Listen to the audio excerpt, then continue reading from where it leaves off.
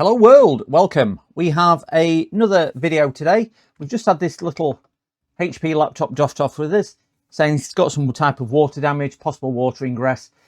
Customer spilled some water underneath, continued using it, and then suddenly it went off and it hasn't worked again.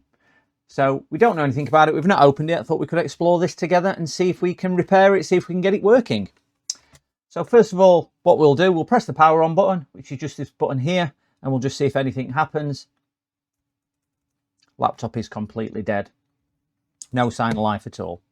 So we will be using our emulator. It's a laptop charger emulator, and as you can see with here, we can emulate HP, Dell and Lenovo laptops. We've got that set to HP on there, and we're just setting it to the 1.25 volts, which is for the 65 watt charger. So this will emulate the center sense pin of those three manufacturers. If you want an in-depth review on this, brilliant little tool, excellent thing if you're doing anything with laptops, you can check out JFixer's website, and I'll pop a link to this review and also his channel. Pop over there, have a look at the video, and also drop him a like and subscribe as well. Brilliant creator.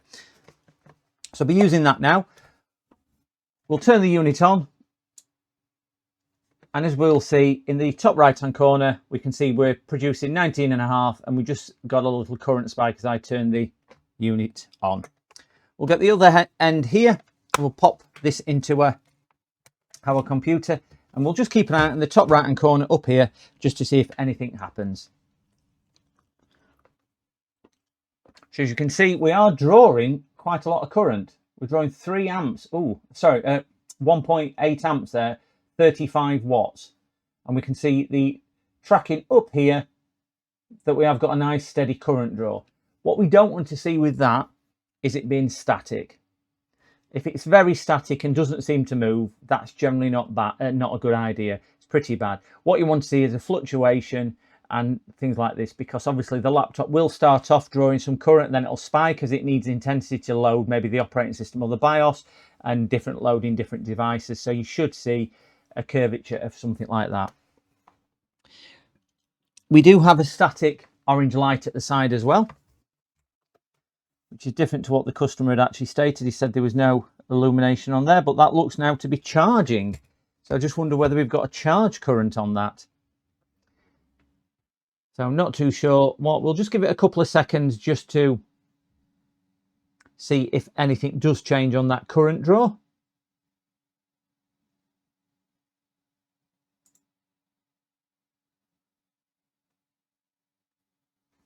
But as it is at the moment, it doesn't look to be. So we'll just try it with power on. So we'll press power on. So it's not responding to the power button.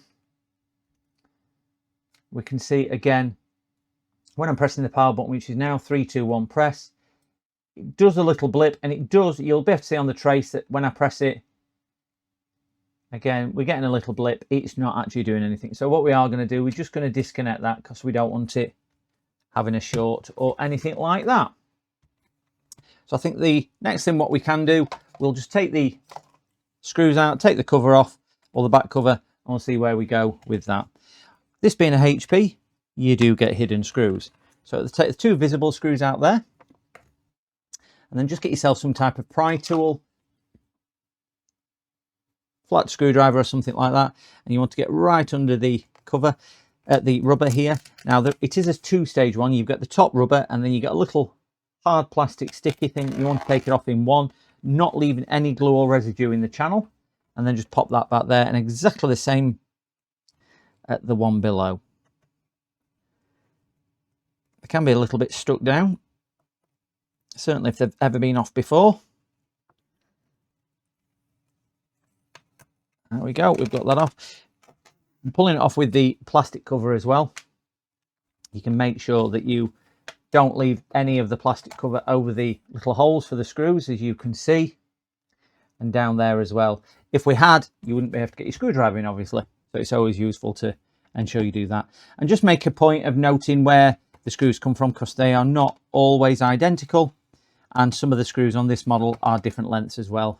So you've got 2 outer black ones, and then you've got a silver grey inner one there, and then the ones at the bottom are all the same as each other.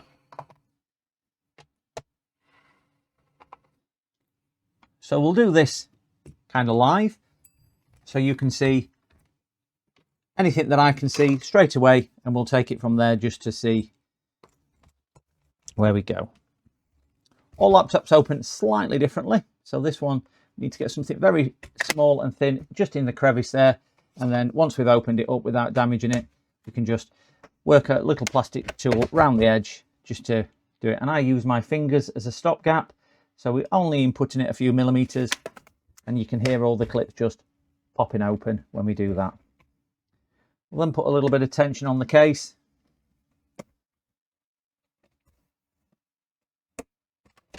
And we'll come all the way down. All the screws are out, so it will just be clipped into place. There we go, we can just see it coming out. And that's the back cover off. So visually looking, there is no visible signs of water ingress. What we want to make sure we do, first of all, just to make it safe, we'll just unscrew the battery and we'll take the battery out. And then at least we're not going to cause any other issues or damage, just in case there is some water floating around like the customer did suspect and tell us about.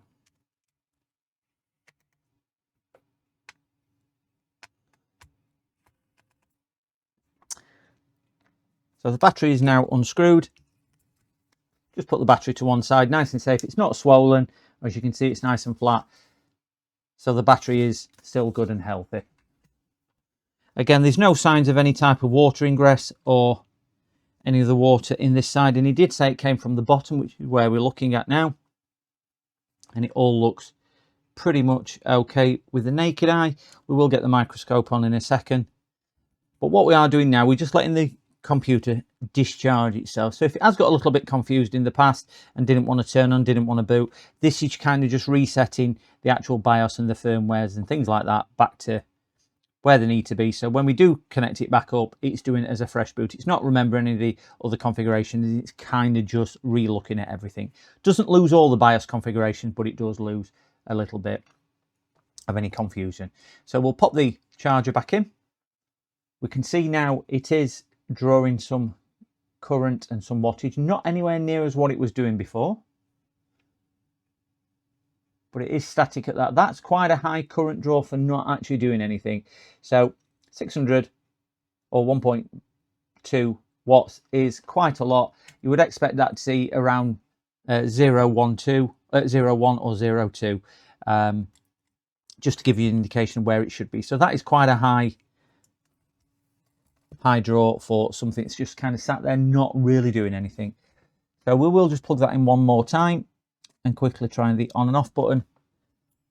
So we'll just press the on and off button once it gets to a static current, which it's now at. If you just keep an eye on the, so we can still see it trying to do something, and that is usually an indication that a power supply on the laptop is turning on or trying to turn on. It's detecting an issue and it's turning itself back off. So it's going into a protection mode on that one. So that is good. Take the customer's drive out. So we'll now try some other bits and bobs just to make sure it's not something that is actually connected to the laptop. So simple enough, we'll take the RAM out. We'll disconnect the keyboard, which is that big one there. We'll disconnect the touchpad, which is this one. And we'll disconnect this little daughter board, which is sat down there. We can also disconnect this. This one actually feeds up to the USB ports and next to the DC charger, but the DC charger is actually on a separate cable which comes all the way around and down towards this point just under here, hiding under here. It's the black cable just tucked under there. So we'll disconnect this daughter board as well. One other thing to take out is the Wi-Fi card as well.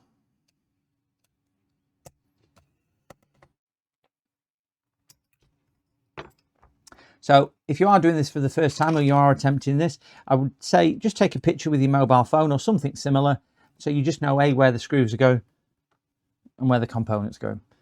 The only other thing I would take out as well at this point with no battery or anything installed is the display, just in case there's an issue with the display on there. So now we've just got the main circuit board connected. We've got nothing else connected. All the other secondary boards and components are now disconnected. So we'll just perform the same test again. So we're looking for a change of state. It's obviously not going to boot now because we've got no RAM in it, but we have got the same state there. So I'm pretty confident with that. We've got an issue with the main board. So we've instantly eliminated a lot of problems that it could be, and we've kind of narrowed it down to the main board. So the next thing we want to do, because it is going into the failure state like I was showing you before, when the computer is coming on, we can see it's static current draw, and there we go. So we can see it's a static current draw at 0.6. That's too high for what it should really be doing. So we're going to check the board now for any short circuits.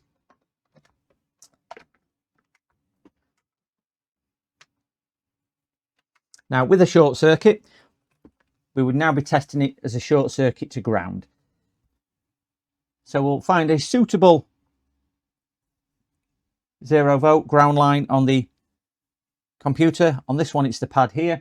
Just to confirm that we have got a ground on that one, and it's a nice ground that we can actually use. We'll just touch it against another one, and we've got a nice less than 1 ohm reading on there, and you may be able to hear the audible beep on here.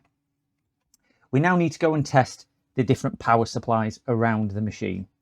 You can tell if it's a power supply because you'll have an inductor coil, which is one of these, such as these, which will be the main power supply for the CPU. You've got other ones over here doing all different bits and bobs. This circuit down here is probably the battery, because we've got the battery which connects here. We've probably got the CPU here. You've got a 3 and a 5, and you'll have a RAM as well, 3 volt and a 5 volt. So we want to make sure that we've not got any shorts on those. So again, we'll find a suitable ground, which we found in the top right. We'll just test that. Yes, we've got a suitable ground there, which is giving us a good connection. Just see if we can move a couple of these out of the way, just so we can see the board a little easier. So we'll test that one. We're looking at on there, we've got an open line, which means we've got infinite resistance. So there's no connection between this coil and ground. We'll try that coil there, and we've got an 8 ohm short, or 8 ohm route to ground, 4 ohm there, and a 4 ohm there. So these two are probably on parallel, and that is on a different rail. Now those two are probably CPU. This one could be integrated CPU or chipset or something similar to that. Now they are quite low in ohmage, but you would expect to see that if it was passing through silicon to ground. So it's passing through some type of chip. On this case, probably passing through the CPU to ground. So that's not too bad on that one. We'll test this one down here. This one could well be the 3 volt or 5 volt, and then that one just there as well. And that one's open line, as we can see, and that one is open line also.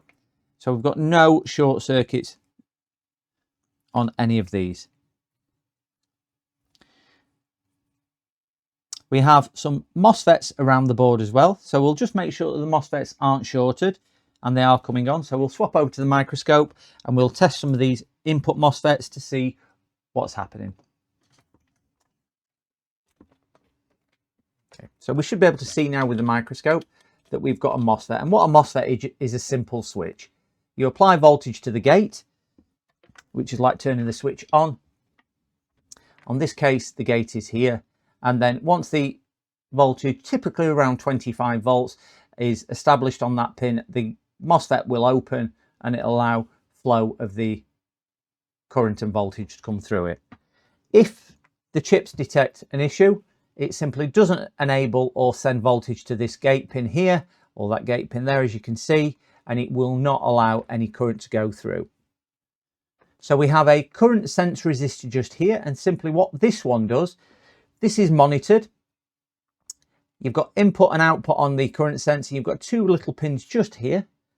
And what these 2 little pins here will do, it's a predetermined resistance that the computer knows.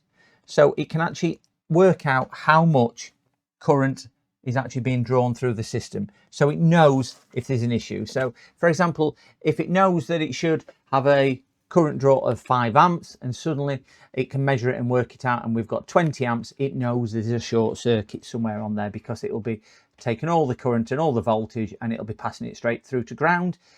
And as we all know, it will just give it a as much as it can possibly take. So this current sense resistor is another good one that we can test a short circuit on. So we'll do exactly the same process. We're getting 630 ohms, so that is okay with that one. You can also test MOSFETs just to see. If we flick over to diode mode on here, so we can test the MOSFET to see if the MOSFET is still good.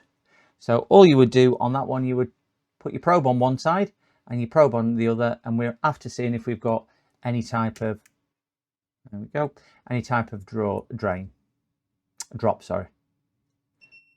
So we've got 0.4 drop there, got nothing to there. If we do it the other way around, we should, there we go. So that one's okay. Repeat the process on this one. What we don't want is a zero, is it going through and open. So we've got nothing on the gate either. And we'll just drop these over to the other side. And we'll repeat the same process. So we've got 0.4 there. We've got nothing coming off there. So we're good on that one. We've got two of the MOSFETs here. You can see again the gates on here. Now that MOSFET is now open, as you can see. It's infinite coming through. So we'll just check that one as well. And that one is 0.5 volt drop.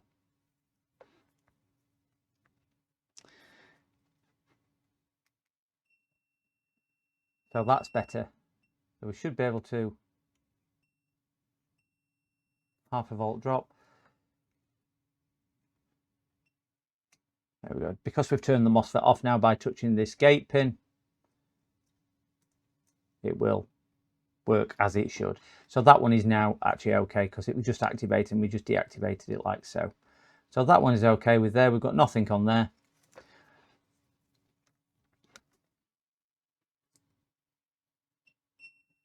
Got 0.5 volt drop or 0.4 volt drop there. So we're good on that one.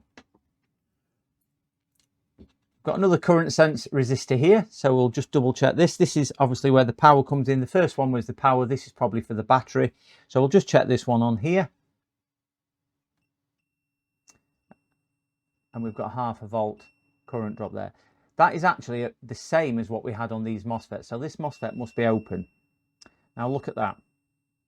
We've actually got a direct short to ground on that MOSFET. So that means we've got a short circuit there. So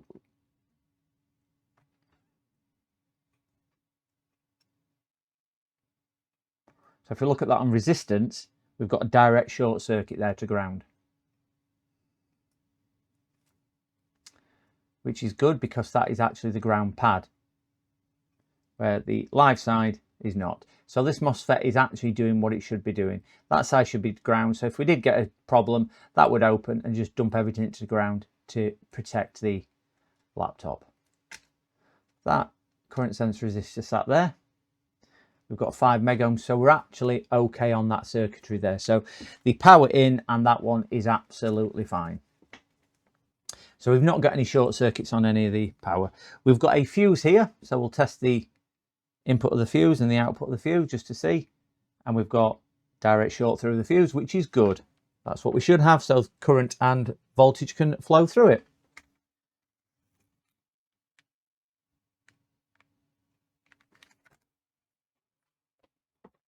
So we're going to have a look around the board with a microscope just to see if there's anything which is jumping out of us and saying it's not quite right.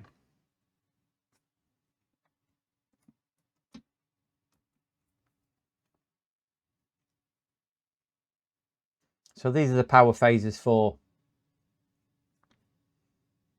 the CPU. And again, as you can see on here, we've got some more MOSFETs. So if we tested the MOSFETs in the same manner, these should be reading okay. We've got a gate pin there, which we were looking at earlier. That's okay.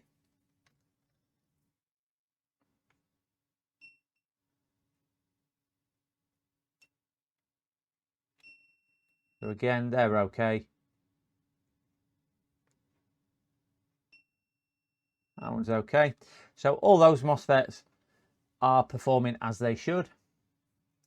and no issues.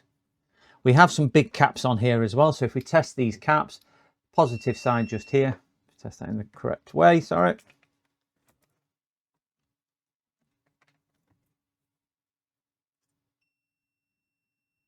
So your 4 ohms, which is what we detected on the coils, because of the coils go straight through to there, and then this is going straight into the CPU. That's probably about right for a CPU's resistance. The ohmage are creeping up. They used to be very low at sort of 1 to 3, and they're creeping up over time. They have a low resistance, mainly because they handle high current at low voltages. So that's why they've got the low resistance. GPUs are even lower, sometimes less than 1 ohm, so they can be seen as a direct short, but not always.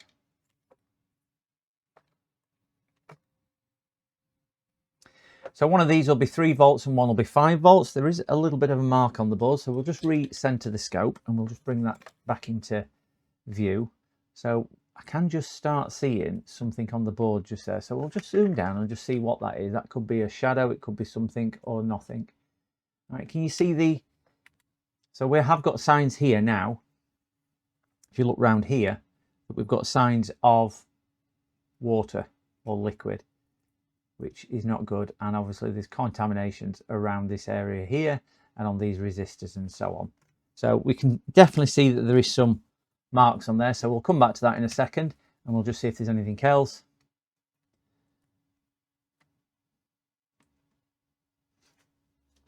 Don't think there is. Just recenter the microscope again. Difficult to do this sometimes on camera. And we've got some small spots just down here as well.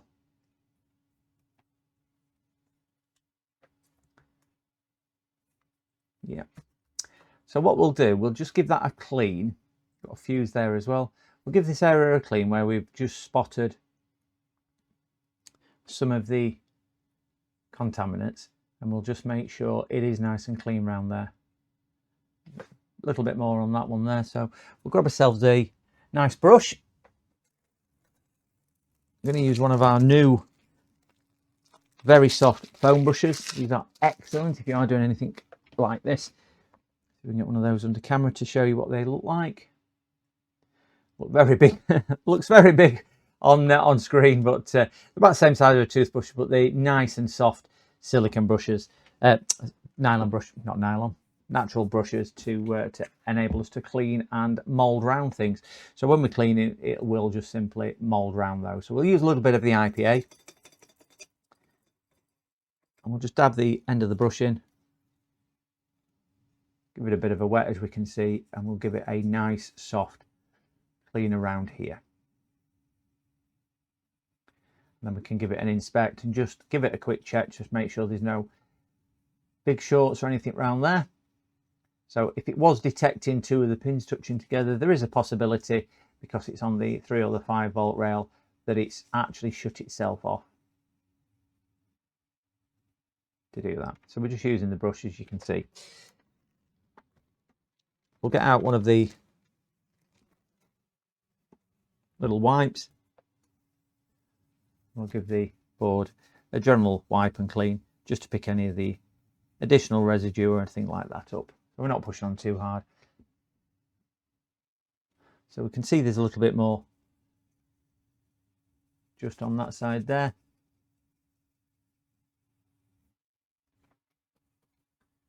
There we go. That's looking a lot better than it did previously. We'll see if we can get this into focus. So those pins down here on this AWWE-JC chip are no longer caked in water debris or anything like that, which could have been causing some type of issue. That side's nice and clear as well. So's that one. We'll just double check the... And again, that side's nice and clear as well. So we'll pop that back into focus. And we'll just plug the power supply back in, and we will just try just to see if that's rectified the issue. So we've got the charger in now. Keep an eye out on the current meter on the right hand side of the screen, 0.10. That is more like what it should be. So that could have well just been the cause of the issue. So swap back to main camera, we'll pop the keyboard in and we'll see if the machine does want to come to life. So could be something as straightforward, if you can call it straightforward as that. Pop the keyboard in.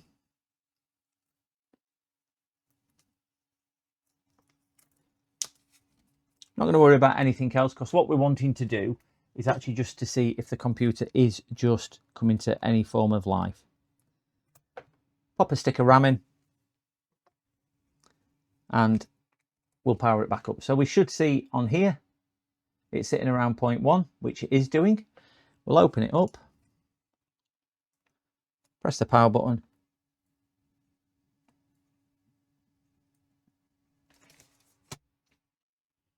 so we do have a charge light now on. This one could well be for the power button, so we'll just pop the power button in. Get that perfectly aligned and popped into the hole. Again, we'll go with the power. Sitting at that. Keep an eye out on top right. There we go.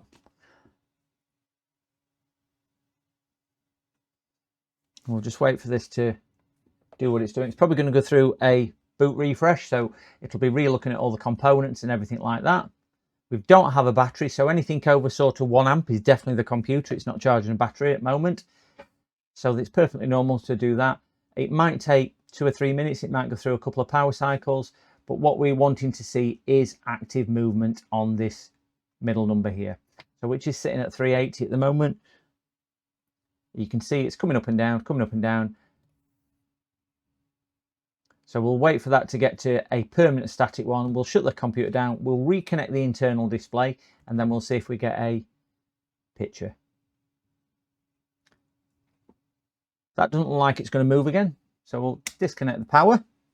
Just press and hold the power button just to make sure we are going to drain any residual power out of the board.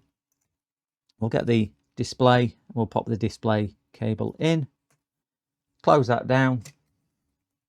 And we'll repeat the process again. So I've plugged it in. Press the power button. And we'll see if we get anything coming to life now. That's interesting now. We've now gone back to a static current. You see that? That's better. We're now booting. So keep an eye on the screen just to see if anything comes on.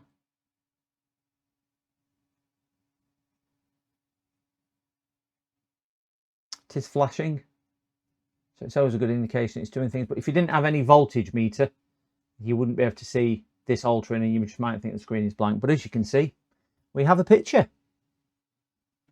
So what I do want to make sure is that there's no other marks or damage on the board. So that in essence now is better than we had before. The screen's gone off because it'll be continuing a boot process and it'll just keep on recycling. As you can see now, we're just going to keep on coming to this boot on here. We don't have a hard drive installed. So for that bit, it's now looks like it's repaired. So that's a good result for the customer, that it's not terminal. The laptop has actually done what it should do, which was actually going into a failure state mode, as you saw when it was sitting at 60 milliamps. So it wasn't actually putting any further power into the board to actually damage anything. So we will have a good look around this section here. This is the ITE chip. This is the main, like a conductor in an orchestra. This kind of pulls everything together and makes everything on the computer work all harmoniously. So we need to make sure that there's no issues around here.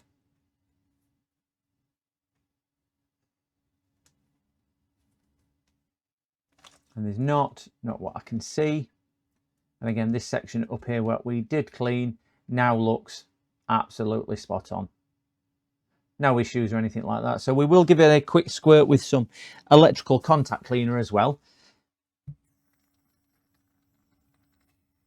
Don't need much. What this will do, you can see it fizzing away.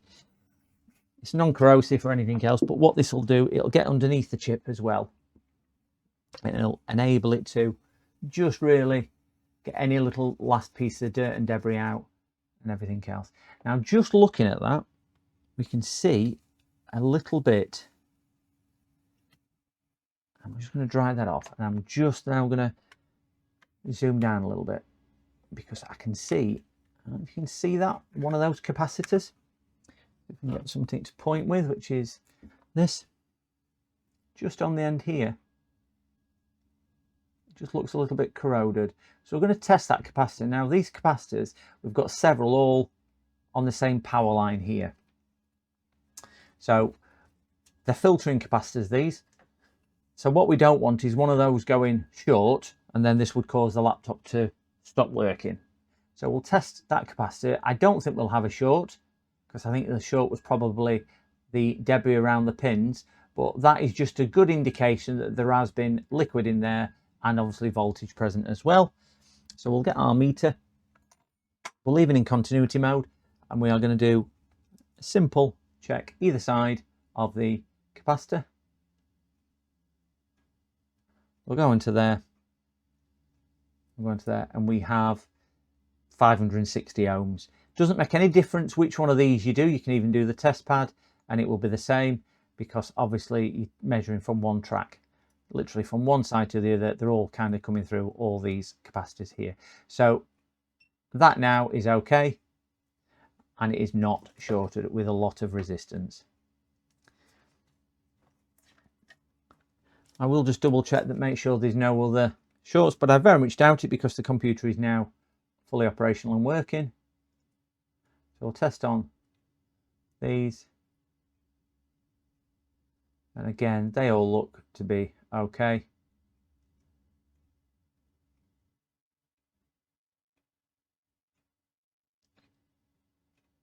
So they all look fine to me. Yep. Can't see any other issues around the board on that. I think this customer has been extremely fortunate, because if something had gone shorted there and it had put the wrong current or the wrong voltage down, that could have been very nasty and taken maybe the EC chip out or something similar to that. So we'll pop a test disk in, just a Windows 10 test disk, which is what we'll pop in here. We'll give the machine a full boot just to make sure it is working. We'll plug all his little data boards back in, because obviously we disconnected all his extra parts, including his Wi-Fi card.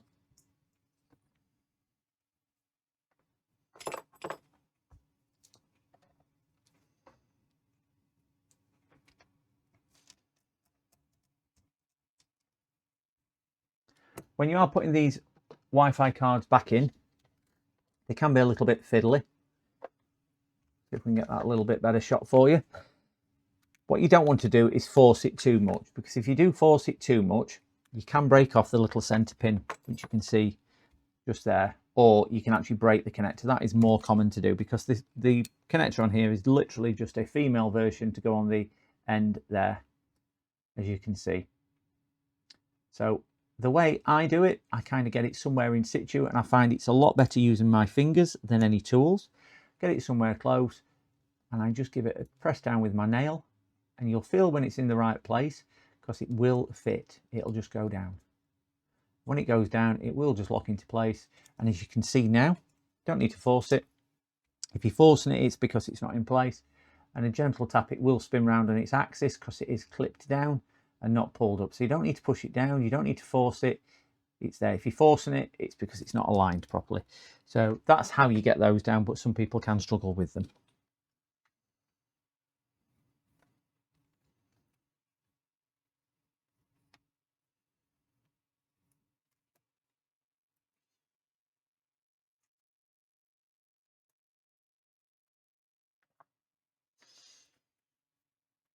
We'll give it a quick visual check just to make sure everything is plugged in and everything seems right.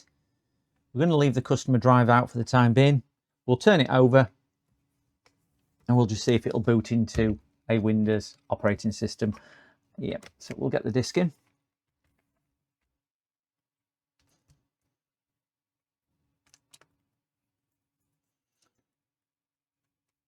That one sits in that hole there. A screw to pop it in and hold it in place for 2 minutes.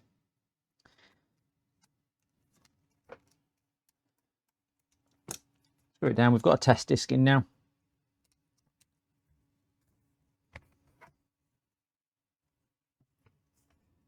I'm not going to test it with the battery, we're just going to test it without the battery, but we will reassemble and test with battery as well. So we'll repeat the test. We'll make sure it's still coming on. As you can see, it's come to 0.1, which is good. That means things like the LDO and things like that are all ready. It's a bit like televisions being in standby. Computer's in standby, ready for the button to be pressed. Press the button, and as we can see, it's now coming to life.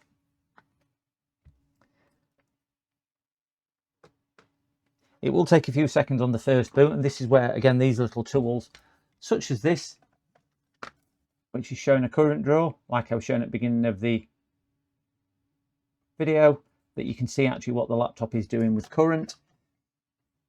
And we can see it's on screen. That's just a warning, just to say that the battery has been disconnected and the time's not set. We'll just skip that one.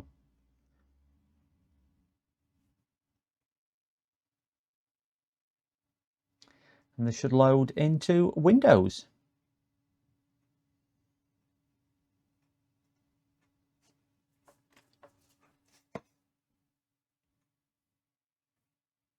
So that was more visual inspection, which did that one. We did do the basics, testing for any shorts and things like that. Obviously, with it having no shorts, next one is the visual inspection. We did spot a few of the marks on the board from what the customer had described to us. It's important that we get an accurate description from the customer of what's happened or what led up to it not working, because that always gives us a good idea on where we're looking at and things like that. Whether they heard a noise, whether it went straight off, whether it overheated, or whatever it might have done. This is just loading device drivers, because obviously this disk doesn't belong in this computer. So it's just Windows being Windows and saying, I just need to configure myself to work. It is a really nice system. It's an AMD Ryzen 5000 series. And it's got the AMD Ryzen graphics. Shouldn't be too much longer now.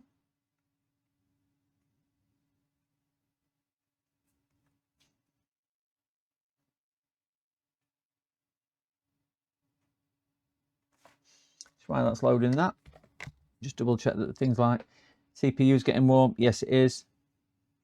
Not a mega heat in it, just enough heat just to keep it all going. So that's good. 60% done now, so not too long. 80%. It's found all the device drivers and just getting everything sorted as it should. Put the light off so we haven't got as much reflection. There we go. We can see a little bit better now. This should just then load into the Windows environment. And again, we can use our little tool here just to see what current is actually being drawn. We've got it duplicated on display as well. As you can see, it's replicating it up there. But this is a good one if you don't have any other facility. You can get these and this will emulate and work on work on any laptop, including Apple. You've got USB-C at the output. So this will work on any laptop and also any USB-C derived device, Apple, Windows, Chromebooks, phones, tablets, anything like that. So a really good little tool if you do need it. And as I say, it's specially designed to work with HP, Lenovo and Dell, as it will emulate their charge pin. So the computer will still charge battery. Because if you don't use a genuine charger with some models of HP, Dell and Lenovo, they will power but they will not charge. And if you are repairing a non-charging laptop for a charging issue, you definitely need to make sure you've got the right charger to charge it. So as we can see now, it's dropping into the operating system. So I think all in all, that's a good enough test to say that the computer is booting into Windows. It is quite slow, but it is an old disk that I have just put in there just as a test disk. So it's never going to be the fastest computer. And it is loading, as I say, all the device drivers and everything else.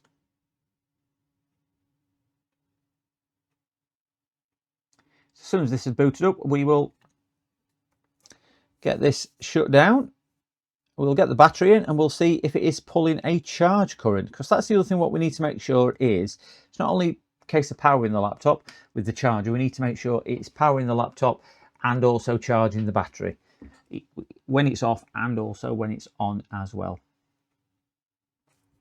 So we can now see that the laptop is shutting down here and here. We can see it on the 2. So we'll just let that shut down to power off or standby voltage, as we were saying before.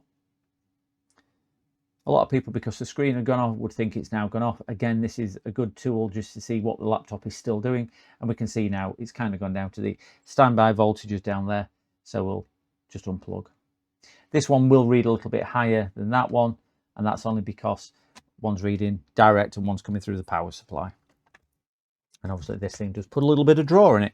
So we'll get the battery screwed in and inserted. We'll make sure we're not going to trap any of the cables. Get some screws in place. When you're putting these screws in, just if you hold the screwdriver at the end, you're not going to slip out and get caught sliding across the board. So pop your screw in there, hold the screwdriver at the end just down there. Just as you're holding it, it'll guide you as you're turning it, and then you're not going to slip out and scratch the board or damage anything on the computer. Repeat the process going around here.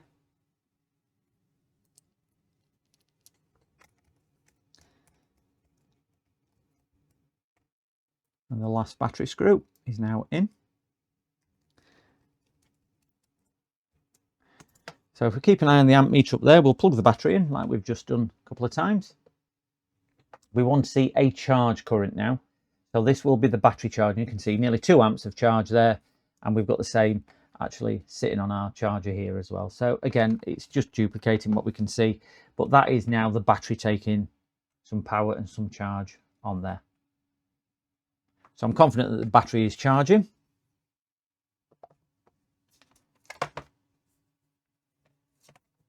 Press the power button to turn it on. We should see, there we go, you can see the amp meter up here and also the one on the bench, but you can see it up here is clear. And you can see the actual trace route up here of what it is actually doing. So it'll be going through a charge cycle. It will come up with the the time warning sign, because we have had the computer disconnected, as you can see, which is that one. That's just basically saying that the clock is wrong, the internal clock, but it will find the time when it connects to the internet. And now you can see it's booted up so much quicker this time because it's found those drivers and it doesn't need to install them this time. And we've also got a battery in.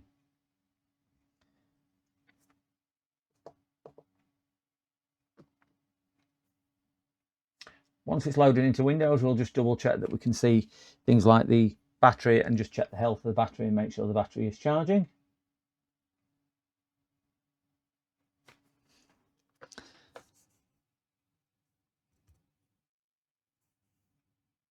So 91% health, and the battery health is excellent according to that. And it's plugged in and charging. If we can see just there, it says plugged in and charging. And the battery health is 92% and it's excellent. So the battery health is where it needs to be.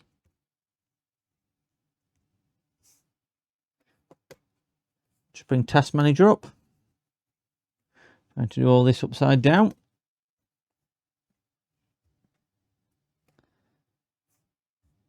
Go into Performance. Got the CPU there, and it's a Ryzen 3 5300U. Only running at 2%. It's underclocked at the moment. It'll run at a base speed of 2.6, and it's got onboard graphics on there. So everything seems to be as it should be. We'll do some performance testing. We'll get this all screwed back together, and we'll make sure it's not overheating once we screw it back together. Get that shut down. Let that go to sleep. Now we are going to disconnect the battery because we are going to be changing the hard drive for the customer's hard drive again. So we've still got our test hard drive in.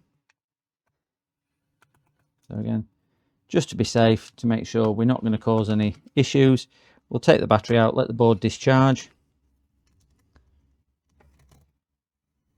When the computer is off like this, the hard drive should be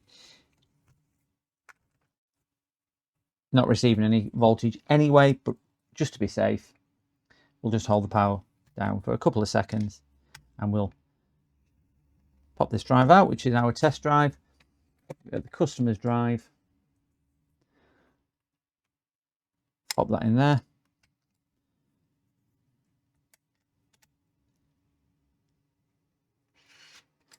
Screw that down. Repeat the process for the battery.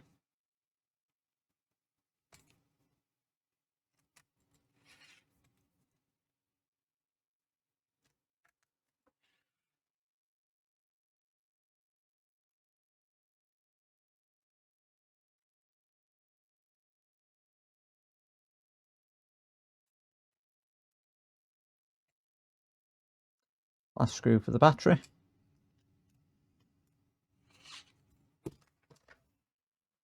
Get the back cover.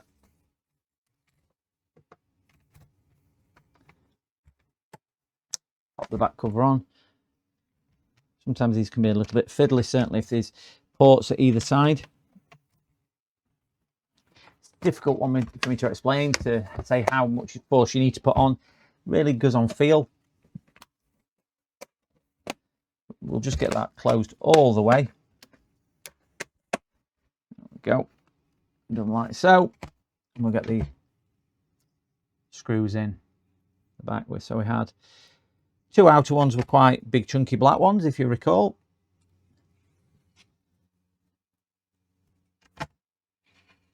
Then we had a couple of small grey ones in the centre just there. And down the sides.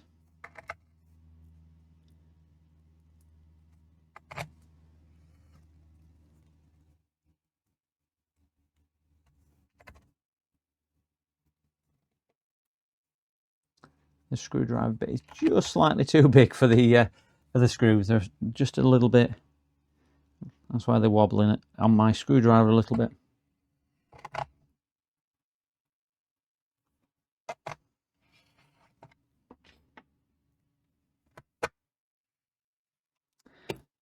Rubber cover back down. Match it up to both ends. We've taken it off with the plastic sticker underneath. It should not have stretched it either. So these do stretch. We're all good. Back down there. All back together.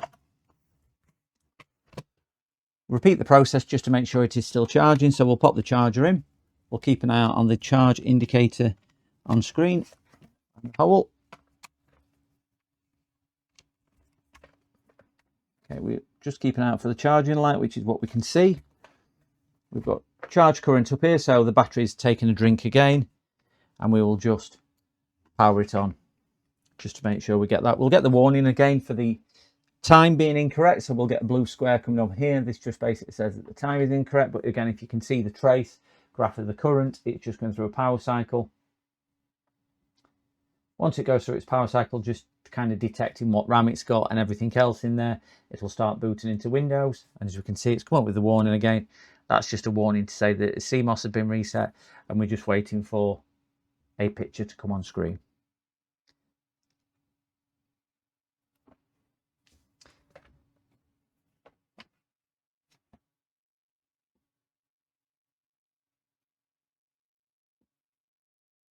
This is the hard drive which came with the machine, so it should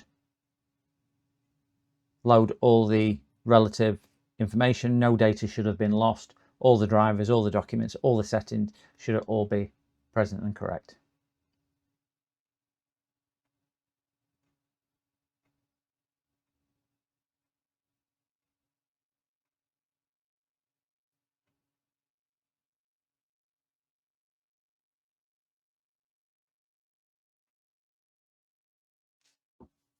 So as we can see, it's nearly into Windows, nearly to the boot screen.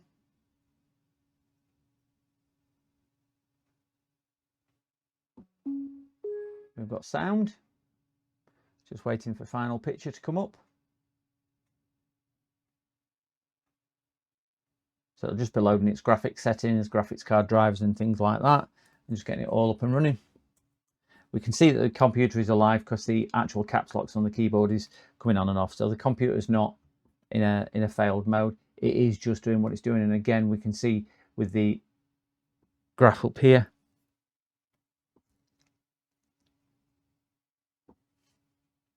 now if it did suddenly crash and go off when the customer was using it, there is a possibility that it might have corrupted something within Windows as well. Now, but that's come up on this occasion. So we'll do that. We can see that the computer is working and we've got the customer login details there. So we're all good on there. So we'll call this one a fix. I will do some more testing offline just to make sure it is all 100% working and everything else, but we'll call this one a fix. So as you can see, from a situation where the customer had spilt some water and said he'd spilt some water, it had been working and then stopped working. We then tested for all the shorts. We disconnected all the external devices like keyboards, light screens, USB devices, tested again for any shorts, couldn't detect anything and it was still presenting with the same issue. We then did a visual inspection and we found the issue with the visual inspection was some water ingress around one of the IC chips. Cleaned that up and the computer is now fully operational and working. So for this one, it's a good result for a customer. So please let me know what you think in the comments down there.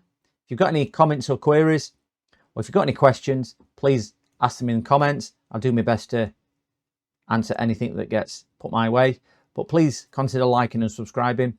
I do stream quite often, 2 to 4 times per week, and I do generally computer, laptop and PC repairs, upgrades and builds, and everything from simple Windows installs to component level diagnostics as well. I'm a new streamer, so it is really important for the feedback and for that as well. So do please consider liking and subscribing. Thank you very much for watching.